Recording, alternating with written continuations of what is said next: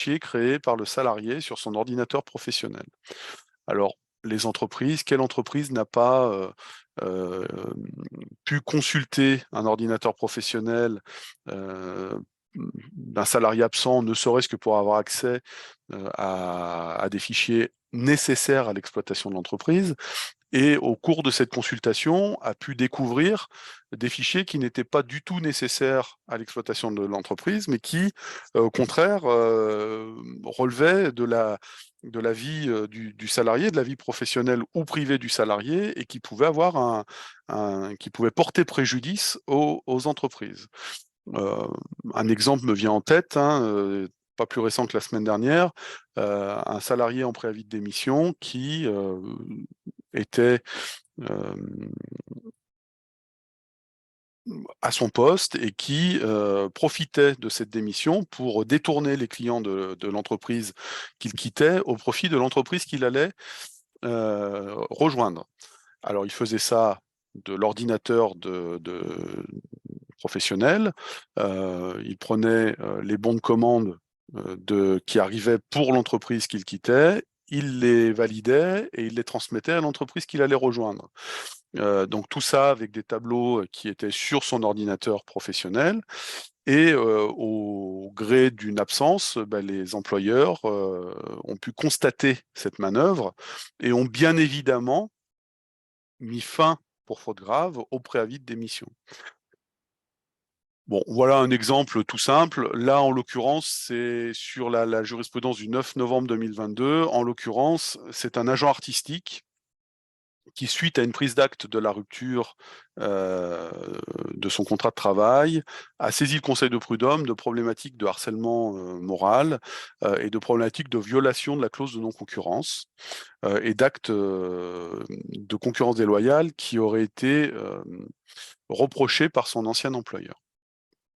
L'employeur produit, à l'appui de sa demande, de dommages et intérêts à ce sujet-là, des fichiers créés par la salariée en question, mais et pris sur son ordinateur professionnel.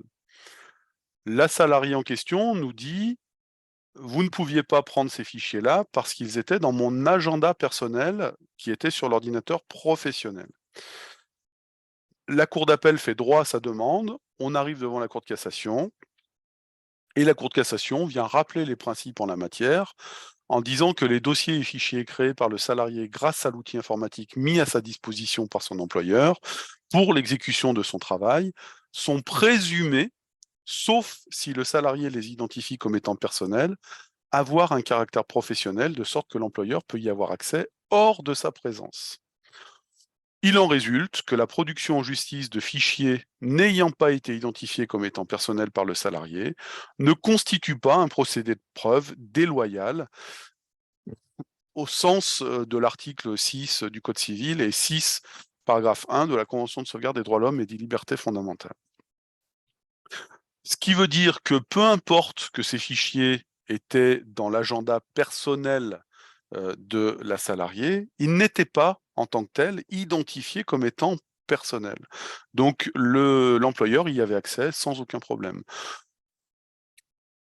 Tout ça pour remettre un petit peu en perspective, 2 choses. Premièrement, les employeurs ont toujours un peu peur, d'aller, voir un peu ce qui se passe sur les ordinateurs professionnels des salariés.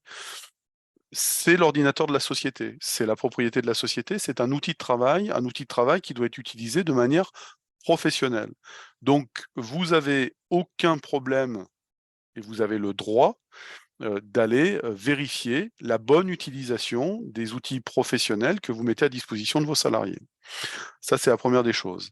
Après, la deuxième des choses, c'est important de le faire de temps en temps, surtout quand on est en conflit avec un de ses salariés, pour une bonne et simple raison que je vous ai rappelée en préambule, l'obsession de la preuve. L'obsession de la preuve. Heu, il faut pouvoir, quand vous reprochez quelque chose à un salarié, que ça soit dans le cadre d'un licenciement ou que ça soit dans le cadre d'actes de, déloyauté et de concurrence déloyale, il faut pouvoir démontrer ce que vous reprochez.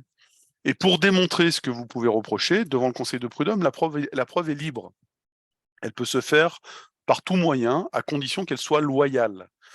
Eh bien, ça peut être une attestation, une ou des attestations, ça, peut être, l'accès à des fichiers, contenus sur l'ordinateur. En revanche, la seule limite, c'est que si vous avez un fichier ou un dossier qui est identifié comme étant personnel, vous ne pouvez pas y accéder. Ou alors, enfin, vous pourrez y accéder, puis vous pourrez voir ce qu'il y a dedans, mais vous ne pourrez pas le produire en justice et ça ne sera pas un moyen de preuve recevable.